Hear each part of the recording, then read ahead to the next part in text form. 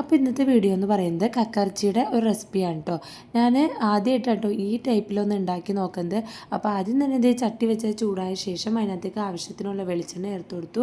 പിന്നെ അതിലേക്ക് ചെറിയ കഷ്ണങ്ങളാക്കി അരിഞ്ഞു വെച്ചിട്ടുള്ള സവാള, തക്കാളി, പിന്നെ ഇഞ്ചിയും വെളുത്തുള്ളിയും ചതച്ചത് ഇതൊക്കെ ഇട്ട് കൊടുത്ത് കുറച്ച് ഉപ്പും കൂടി ചേർത്ത് കൊടുത്ത് നന്നായിട്ട് വഴറ്റിയെടുക്കുന്നുണ്ട് കേട്ടോ. നന്നായിട്ട് വഴന്ന് ഏകദേശം ഈ പരിവാവണ സമയത്ത് നമുക്ക് അതിനകത്തേക്ക് ആവശ്യമായിട്ടുള്ള മസാലയൊക്കെ ചേർത്ത് കൊടുക്കാം.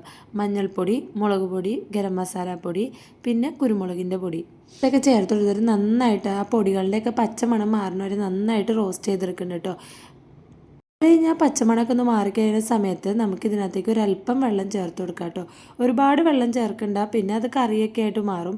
ഒരല്പം ആ മസാലയൊക്കെ ഒന്ന് ലൂസാവാൻ പാകത്തിനുള്ള കുറച്ച് വെള്ളത്തോടെയും ചേർത്ത് കൊടുത്തതിന് ശേഷം നമുക്ക് ക്ലീനാക്കി വെച്ചിട്ടുള്ള കക്കയിറച്ചിയും കൂടി ചേർത്ത് കൊടുക്കുക. പിന്നെ ഒന്ന് ലോ ഫ്ലെയിമിലിട്ടിട്ട് മൂടി വെച്ചിട്ട് നന്നായിട്ട് വേവിച്ചെടുക്കുക കേട്ടോ.